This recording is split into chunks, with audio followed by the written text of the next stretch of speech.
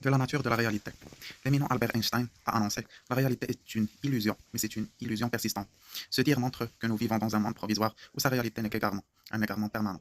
J'ajouterai que la réalité n'est pas du tout une certitude, car nos récepteurs sensoriels peuvent nous engendrer de fausses perceptions.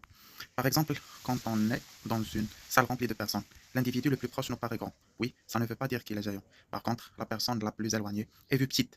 Et de même, ça n'a aucun sens d'annoncer qu'elle est naine. Cela prouve que nos sens et notre perception n'est pas du tout sûre. Oui, ça se voit sur beaucoup de cas.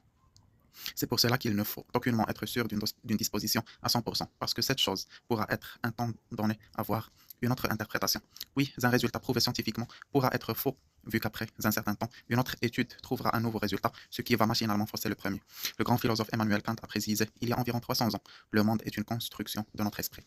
Ça signifie que le monde dont nous sentons sa vérité et sa tangibilité n'est qu'une construction ou une structure bâtie par nos esprits. On peut même dire que si nous réfléchissons un peu, les sciences physiques est une matière qui est basée sur l'incertitude en tant qu'elle étudie des phénomènes purement naturels.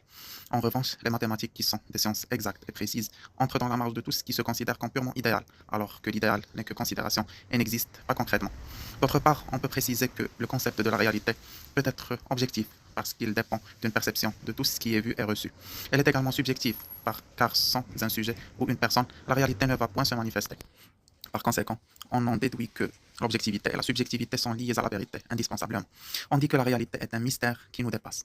Toute chose au début est une ambiguïté, et après examen et analyse avec expérimentation, cette chose devient vérité, jusqu'au temps où cette réalité sera dépassée ou faussée à cause d'une autre qui sera plus réelle et vraie.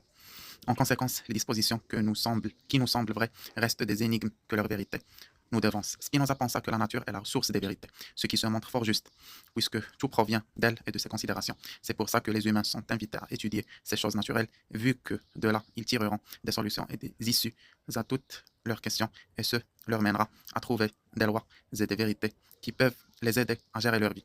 Au final, David Hume écrivit dans son traité de la nature humaine: la réalité est une collection de perceptions et d'expériences, et nous ne pouvons jamais connaître la cause ultime des choses. Tel qu'on a précisé plus haut, les réalités sont le fruit d'un rassemblement de choses reçues et de dispositions expérimentées. Si je vois un ballon blanc, alors la couleur blanche qui caractérise le ballon est une vérité, car elle appartient à mes perceptions. Mais la connaissance de la cause originale des faits est inaccessible selon Hume, parce qu'il y a des objets occultes dans cette vie que l'homme n'a pas les capacités de les savoir.